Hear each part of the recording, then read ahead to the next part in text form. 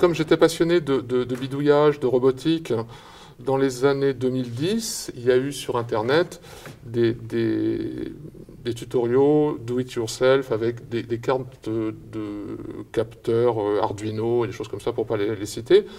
Et ça m'a interpellé, je me suis dit, tiens, on pourrait peut-être utiliser ces outils pour faire cette idée que j'avais eue quelques décennies avant, de transformer des données en musique.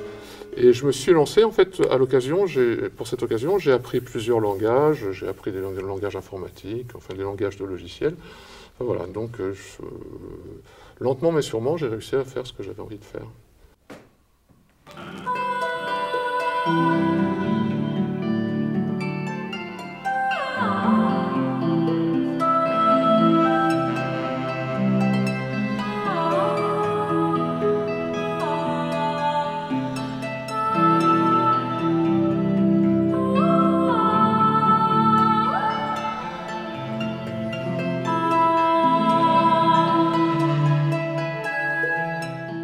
Concernant la forme, est-ce que c'est plus pour le côté esthétique ou c'est pour les fonctionnalités, c'est plus simple, par exemple? En fait, c'est les deux. Okay. C'est-à-dire que les capteurs, là, ils ont déjà, il y a une contrainte technique, c'est qu'ils ont un angle de captation de 30 degrés.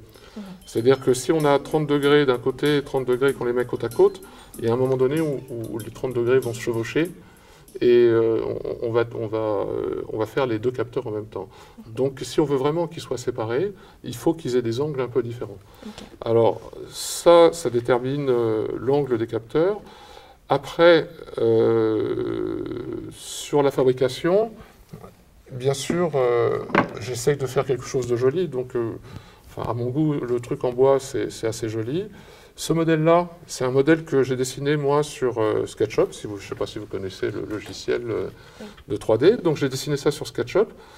Et je me suis acheté une imprimante 3D et je l'ai imprimé en 3D chez moi. Voilà. Ok. Donc, mais ça prend du temps.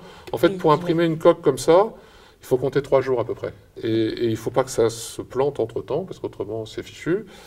Là, c'est de la résine, c'est de l'amidon de maïs, c'est du PLA. Donc, c'est un truc sans pétrole, ce qui est agréable quand on travaille dans la même pièce. C'est-à-dire qu'on ne respire pas des vapeurs de pétrole toute la journée.